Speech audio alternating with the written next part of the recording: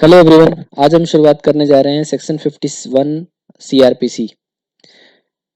तो चलिए पढ़ते हैं। Section 51 search for arrested person. ये सेक्शन बोलता है when ever person is arrested bye a police officer under a warrant which does not provide for taking of bail or under a warrant which provides for taking of bail but the person arrested cannot furnish bail। तो ये section कहता है कि अगर किसी आदमी को कोई पुलिस ऑफिसर किसी वारंट के अंडर अरेस्ट करता है जिस वारंट में बेलेबल प्रोविजन नहीं है, उसमें बेल नहीं मिल सकता है, और या फिर ऐसा है कि अगर बेलेबल प्रोविजन तो है लेकिन वो आदमी बेल फर्निश नहीं कर सकता है। और इसके अलावा अगर कभी ऐसा हो कि कोई आदमी किसी आदमी को विदाउट वारंट इशू किया जाए या फिर कोई प्राइवेट पर्सन अगर उसको अरेस्ट करता है और वो लीगली उसको बेल नहीं प्रोवाइड किया जा सकता है या वो बेल प्रोवाइड करने में अनेबल है, तो उस केस में जो भी पुलिस ऑफिसर अरेस्ट करेगा वो या कोई अगर कोई प्राइवेट पर्सन उसको अरेस्ट करेगा तो उस केस में वो अरेस्ट कर किए जाने वाले आदमी को सर्च करेगा, वो उसको सर्च कर सकता है और जो भी आर्टिकल उससे मिलेगा उसको एक सेफ कस्टडी में प्लेस करेगा।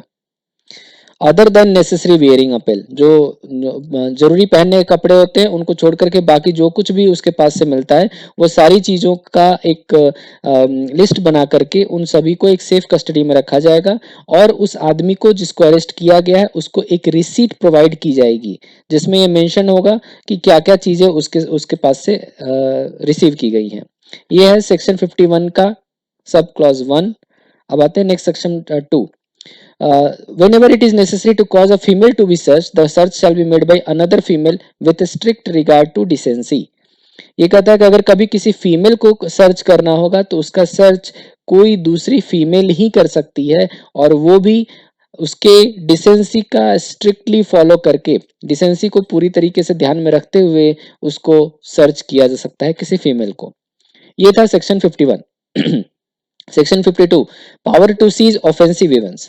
जब भी कोई पुलिस ऑफिसर या कोई आदमी जो कि किसी को अरेस्ट कर रहा है उस अरेस्ट करने के समय वो जिस आदमी को अरेस्ट किया जा रहा है अगर उसके पास कोई ऑफेंसिव वेपन पाया जाता है तो उस वेपन को वो डिलीवर करेगा कोर्ट को या उस ऑफिसर को जिसके सामने इस आदमी को पेश किया जाएगा। ये है section 52 power to seize offensive weapon. Next है section 53 examination of accused by medical practitioner at the request of police officer. ये सेक्शन ये बोलता है कि कभी भी किसी आदमी को जिसके ऊपर कोई ऑफेंस कमिट होने का चार्ज लगा हुआ हो और अगर ऐसा लगता है कोई रीजनेबल ग्राउंड है ये बिलीव करने का कि इस आदमी का अगर एग्जामिनेशन किया जाए तो हमें कुछ एविडेंस मिल सकते हैं, ऐसे कंडीशन में एक पुलिस ऑफिसर जो जिसका जो सब इंस्पेक्टर के रैंक के नीचे नहीं होना चाहिए उसके रिक्वेस्ट पर कोई रजिस्टर्ड मेडिकल प्रैक्टिशनर उस आदमी का एग्जामिनेशन करेगा। इसके अलावा कोई दूसरा आदमी उस एग्जामिनेशन में उसकी मदद कर सकता है for any person acting in good faith in his aid. वो आदमी जो उसकी मदद कर रहा है वो गुड फेथ में उसको काम कर रहा हो और ऐसा करने के लिए जो भी रीजनेबल नेसेसरी हो वो काम करने के लिए वो सारी चीज़ें की जाएंगी। इसके अलावा उसको रीजनेबल लेवल पे फोर्स भी यूज किया जा सकता है इस पर्पस के लिए।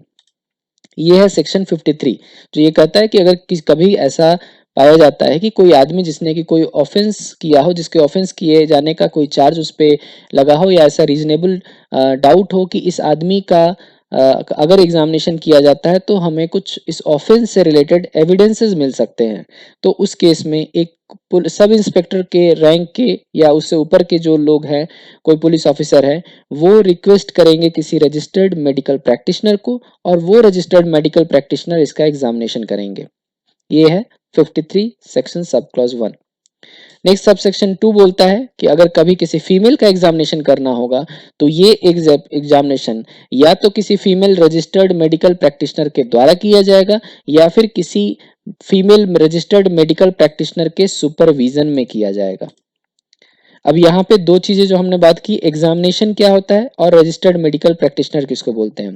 तो एग्जामिनेशन का मतलब होता है कि किसी भी चीज का एग्जामिनेशन जो ब्लड हो सकता है, ब्लड स्टेन हो सकता है, सीमेन हो सकता है, स्वैब हो सकता है in case of sexual offences, sputum हो सकता है, स्वीट हो सकता है, हेयर सैंपल्स हो सकते हैं या फिंगर नेल की क्लिपिंग्स जो है वो रिसीव की जा सकती हैं और इन सभी चीज़ों को कलेक्ट किया जाएगा मॉडर्न एंड साइंटिफिक टेक्निक्स का इस्तेमाल करके, जिनका इस्तेमाल किया जाएगा डीएनए प्रोफाइलिंग के लिए या और कोई दूसरे टेस्ट जो कि रजिस्टर्ड मेडिकल प्रैक्टिशनर जिनको लगता है कि ये टेस्ट कराना जरूरी है इस पार्टिकुलर केस से रिलेटेड, इन सभी को एग्जामिनेशन की डिफिनीशन में रखा जाएगा।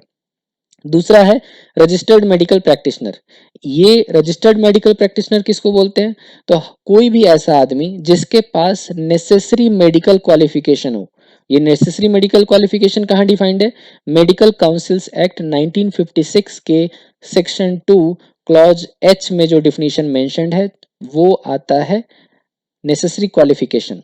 और इसके अलावा वो लोग जिनका नाम रजिस्टर्ड है स्टेट मेडिकल रजिस्टर में, यानी जो रजिस्टर्ड मेडिकल के प्रैक्टिशनर्स या डॉक्टर्स हैं वो इसमें आते हैं रजिस्टर्ड मेडिकल प्रैक्टिशनर की डिफिनीशन के अंतर्गत। ये था सेक्शन 53। नेक्स्ट हम देखते हैं section 53A, examination of person accused of rape by medical practitioner. कभी भी ऐसा अगर होता है when a person is arrested on a charge of committing an offence of rape.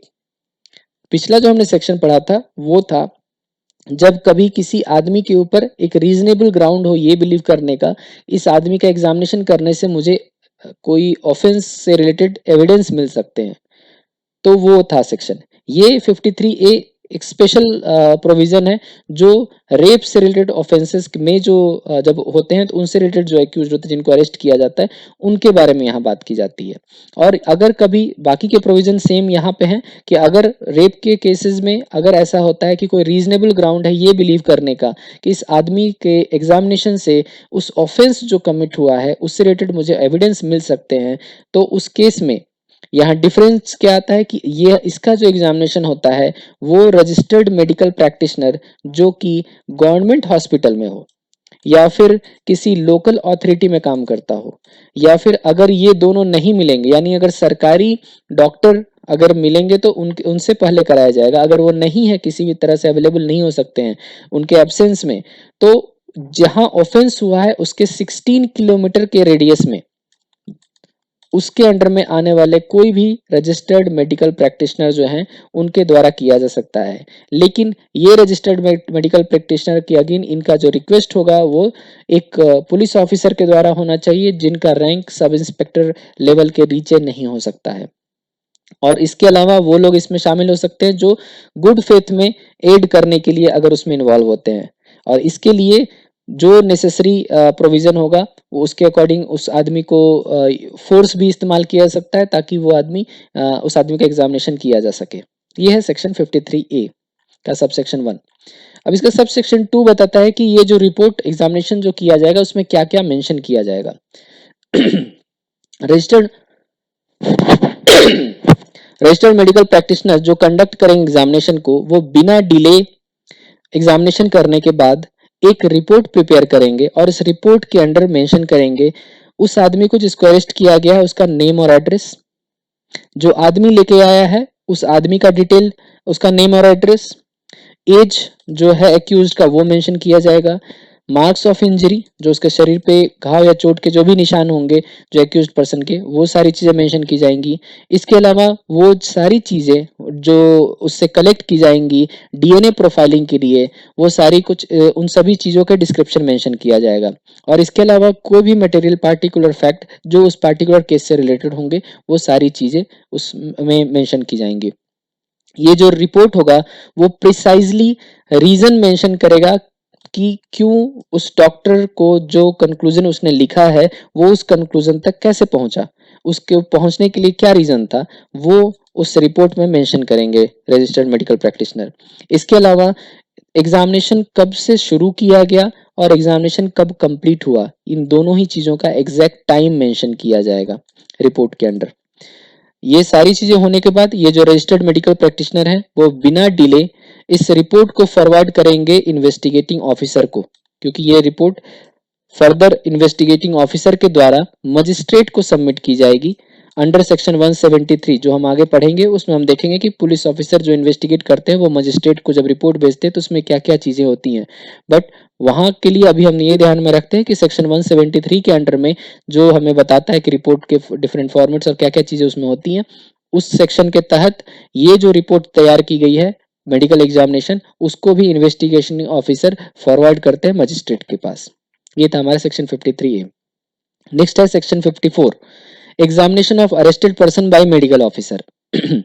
यहाँ कहता है कि जब भी किसी आदमी को अरेस्ट किया जाएगा तो उस वक्त उसके बाद उसका एग्जामिनेशन किया जाएगा एक medical officer in the service of central and state government. तो उसका एग्जामिनेशन कौन करेगा? सरकारी हॉस्पिटल जो केंद्रीय सरकार के हो चाहे राज्य सरकार के हो, उनके जो सर्विस में जो सरकारी डॉक्टर हैं वो एग्जामिनेशन करेंगे। और अगर वो अवेलेबल नहीं है तो फिर वहां पे जो भी रजिस्टर्ड मेडिकल प्रैक्टिशनर वहां पे अवेलेबल हो सकते हैं उनके द्वारा ये कराया जाएगा। प्रोवाइडेड कि अगर जो अरेस्ट जिनको किया जा रहा है वो अगर फीमेल है तो उसकी एग्जामिनेशन किसी फीमेल मेडिकल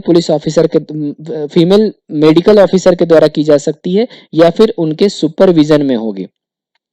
अगर कोई फीमेल मेडिकल ऑफिसर अवेलेबल नहीं है तो फिर उस केस में फीमेल रजिस्टर्ड मेडिकल प्रैक्टिशनर के द्वारा एग्जामिनेशन किया जाएगा या उनके सुपरविजन में किया जाएगा।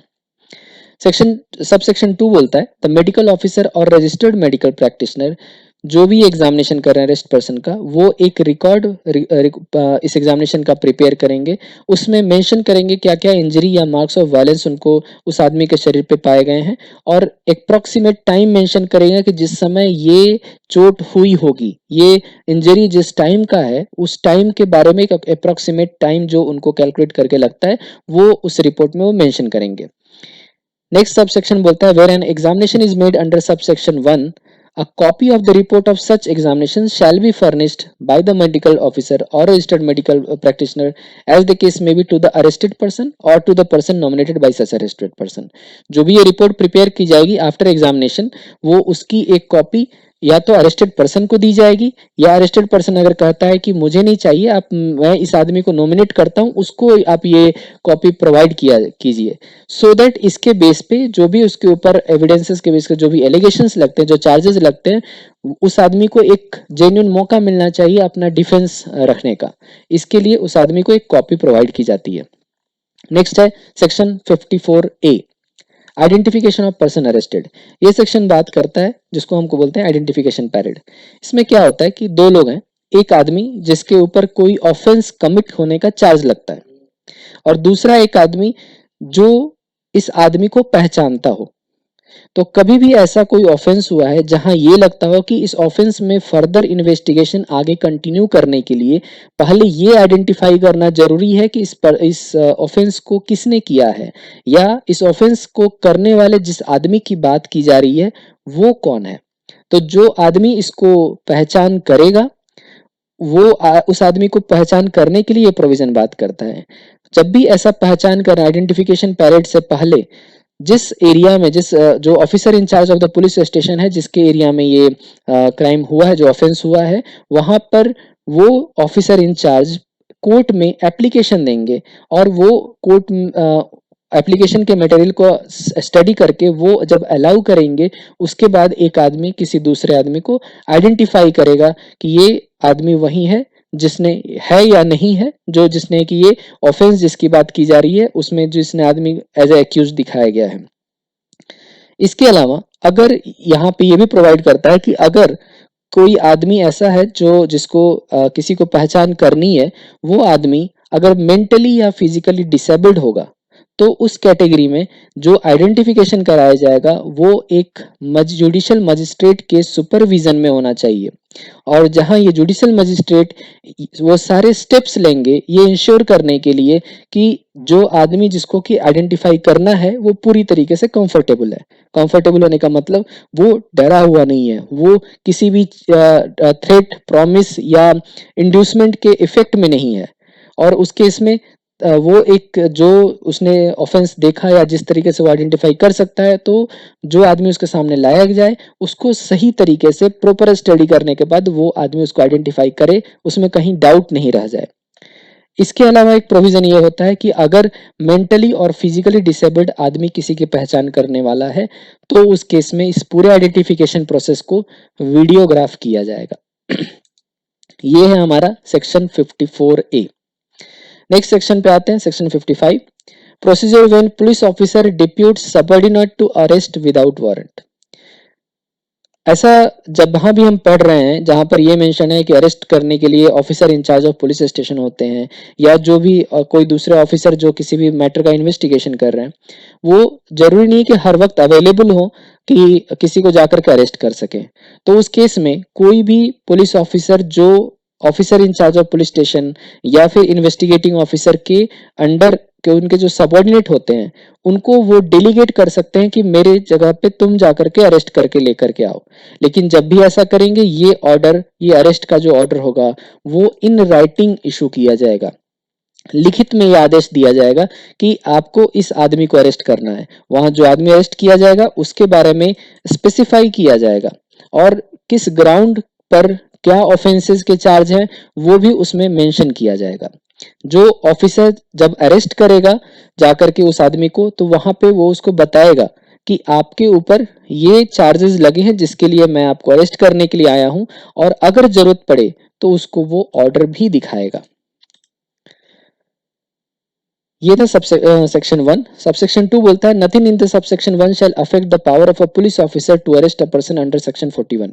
तो पीछे हमने जब सेक्शन 41 जहां से चैप्टर की शुरुआत हुई थी, वहां पे हमने पढ़ा था कि वो सारे क्लॉजेस जिसके अंडर में कोई पुलिस ऑफिसर किसी को अरेस्ट कर सकता है, जो अभी हमने सेक्शन 55 पढ़ा, इसके वो प्रोविजन उसके अलावा है। यानी जो सेक्शन 44 में 1 में वैलिड है, वो सारी चीजें के वैलिड केसेस में वहां पे उनके पास इंडिपेंडेंट अथॉरिटी होती है किसी पुलिस ऑफिसर के पास कि वो अरेस्ट करने के लिए। लेकिन उसके अलावा अगर सेक्शन 41 के अंडर किसी क्लॉज के अंडर कोई पर्सन की कैटेगरी नहीं आती है, तो उस केस में जब भी अरेस्ट किया जाएगा तो सेक्शन 55 के अंडर में जो प्रोविजन बनाया गया है, यानी उस आदमी का अरेस्ट इन राइटिंग में होना चाहिए, ऑर्डर उसमें स्पेसिफाई होना चाहिए उस आदमी को जिसको अरेस्ट करना है, किस ऑफेंस के लिए अरेस्ट करना है। जब ये ऑफेंस करने जाएंगे, जब ये अरेस्ट करने जाएंगे उस ऑफेंडर को, तो उस वक्त उसको अपना आइडेंटिफिकेशन देंगे, उस आदमी को वो ग्राउंड बताएंगे कि किस ग्राउंड पे उनको अरेस्ट किया जा रहा है, और इसके बाद अगर जरूरत पड़े तो वो ऑर्डर दिखाएंगे भी। ये था सेक्शन 55।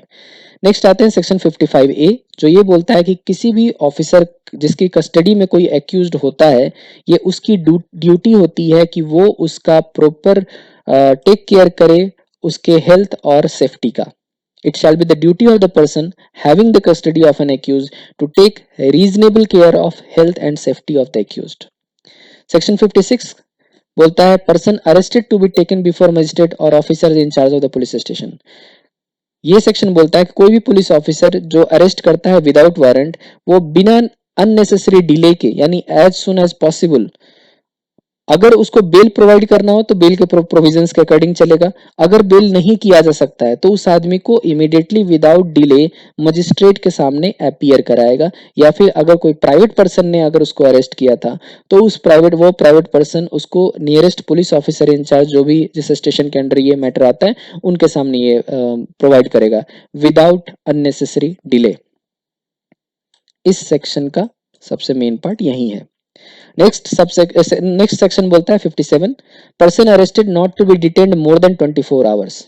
कोई भी पुलिस ऑफिसर किसी भी आदमी को कस्टडी में डिटेन नहीं करेगा बिना वारंट के, कोई भी ऐसे टाइम जो कि लॉन्गर देन द सर्कमस्टांसेस, जितना रीजनेबल हो, और जहां पर कि अगर मजिस्ट्रेट का ऑर्डर किसी को डिटेन करने के लिए हो तब उसको डिटेन किया जा सकता है। लेकिन अगर ऐसा कोई ऑर्डर नहीं है तो फिर 24 आवर्स से ज्यादा उसको डिटेन नहीं किया जा सकता है।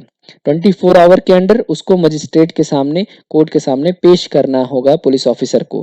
लेकिन ये जो 24 आवर का टाइम होता है, ये एक्सक्लूड करता है मजिस्ट्रेट या कोर्ट तक लेके जाने का जो टाइम है, जो जर्नी का जो टाइम होता है उसको छोड़ करके।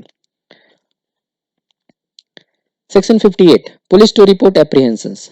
जो भी पुलिस ऑफिसर्स किसी पुलिस स्टेशन के इंचार्ज होते हैं, वो डिस्ट्रिक्ट मजिस्ट्रेट के पास, या अगर डिस्ट्रिक्ट मजिस्ट्रेट बोलते हैं तो सब डिस्ट्रिक्ट मजिस्ट्रेट के पास, सब डिविजनल मजिस्ट्रेट के पास, उनको वो सारे लोग जिनको विदाउट वारंट अरेस्ट किया गया है उनके एरिया में आने वाले स्टेशंस में, उनके लिए उनके बारे में इंफॉर्मेशन प्रोवाइड की जाएगी डिस्ट्रिक्ट मजिस्ट्रेट या सब डिविजनल मजिस्ट्रेट के पास।